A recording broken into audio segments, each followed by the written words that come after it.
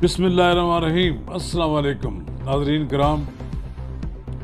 Supreme court of Pakistan ने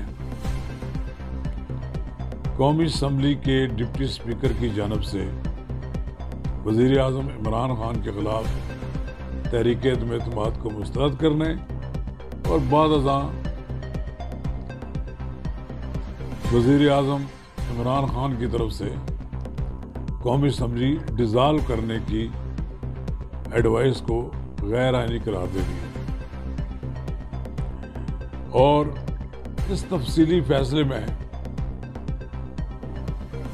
एक लिहाज से आइन के आर्टिकल 5 की खिलाफ वर्जी पर वज़ीर आज़म कासिम सूरी और दीगर शख्सियात के खिलाफ आर्टिकल 6 की कार्रवाई की राह हमवार होगी। नाज़रीन कराम, कबल इसके हम आगे बढ़ें, अगर आपने अब तक मेरा YouTube चैनल नवाज रज़ा के साथ सब्सक्राइब नहीं किया तो इसे फौरी तौर पर सब्सक्राइब करें, लाइक करें और अब आपके साथ शेयर करें और आइकॉन का वो बटन दबाना ना भूलें कि जब हम वीडियो लोड करें तो सबसे पहले आपको इत्तला मिले। नाज़रीन कराम, सुप्रीम कोर्ट ने बैरूनी मुदाखलत की दलील को कबूल नहीं किया। इस लिहाज से फिर इमरान खान का साजिश का बयानिया जो है वो चकनाचूर हो गया। सुप्रीम कोर्ट ने अपने तफसीली फैसले में ये कहा है कि साबका हुकूमत ने मुरासले की तहकीकात कराई, न ये बताया कि किसने बैरूनी साजिश की है, तो इसलिए मुरासले के बारे में हुक्म नहीं दे सकते। तहरीक अदम एतमाद मुस्तरद करना गैर आइनी है, ये सुप्रीम कोर्ट ने कहा है कि डिप्टी स्पीकर का इक़्तिदाम तअस्सुब बदनीयती पर मबनी है। इस बुनियाद पर नए इंतखाबात की इजाज़त दी जाए तो ये इख्तियार लोगों को नजरिया जरूरत के मन माने इस्तेमाल का लाइसेंस देने के मुतरादिफ होगा।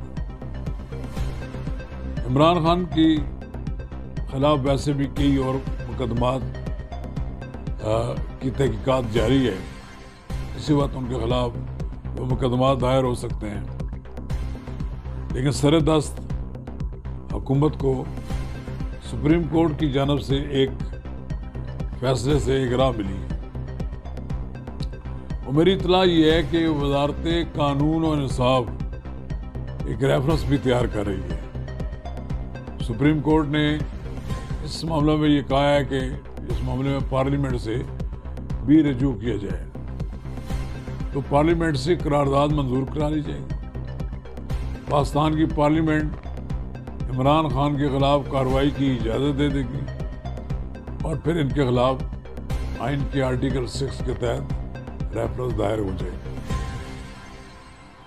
बहरहाल ये रेफरेंस दायर होना सियासी लिहाज से तो मुमकिन है, ये समझा जाए कि इमरान खान को टारगेट बनाया जा रहा है, लेकिन चूंकि उन्होंने काम ही ऐसा किया है कि जिसके बाद ये कहा जा रहा था कि इनके खिलाफ आइन के आर्टिकल 6 के तहत कार्रवाई होनी चाहिए। अब सुप्रीम कोर्ट ने ये फैसला दे दिया है, बड़ी गैर मामूली नौयत की बात है। अभी इमरान खान साहब के खिलाफ तोशाखाना का केस तैयार हो रहा है, उनके खिलाफ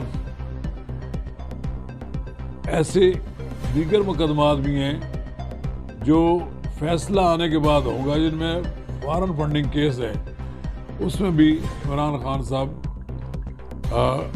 कानून की जद में आ सकते हैं।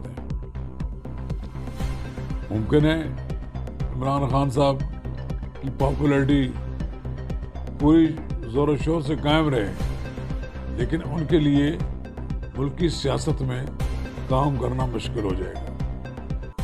इमरान खान अपनी हुकूमत में अपने सियासी मुखालफिन को दीवार से लगाने की कोई कसर नहीं छोड़ पाई थी। अब उनके खिलाफ भी इसी तरह की कार्रवाइयाँ हो रही हैं اور میرا خیال یہ ہے کہ یہ 22 جولائی کو وزیر اعلیٰ پنجاب کے انتخاب کی جو پولنگ ہونی ہے اس کے بعد بہت سے فیصلے منظر عام پر آ جائیں گے.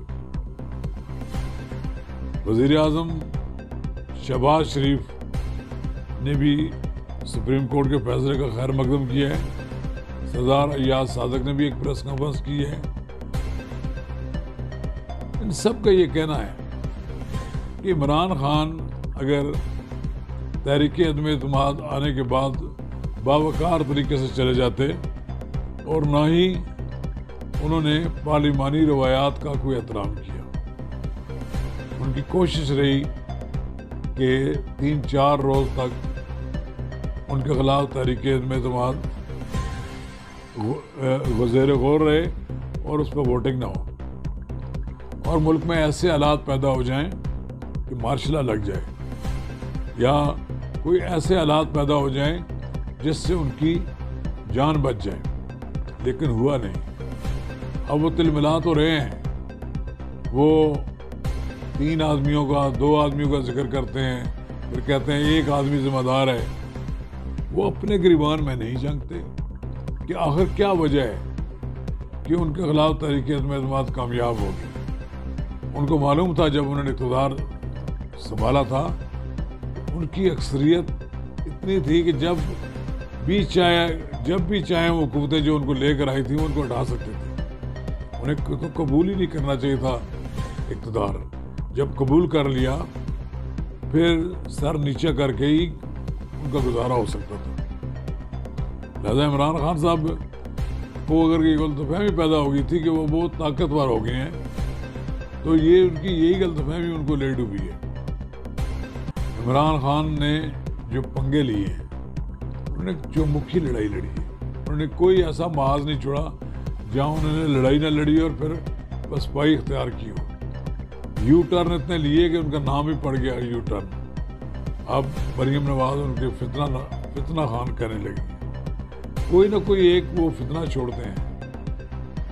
ایک بڑی بات بالکل واضح ہے کہ عمران خان صاحب پاکستان کی اپوزیشن سے لڑائی کے نتیجے میں اقتدار سے محروم ہو گئے.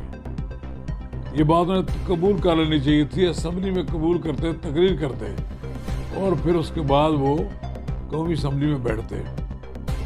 انہوں نے قومی اسمبلی کا میدان بھی حکومت کے لیے کھلا چھوڑ دیا. اب وہ پنجاب میں الجھ رہے ہیں لیکن مجھے نہیں لگتا کہ وہ پنجاب میں الجھنے کے بعد سروائیو بھی کر پائیں گے. ابھی انہوں نے کہنا شروع کر دیا ہے کہ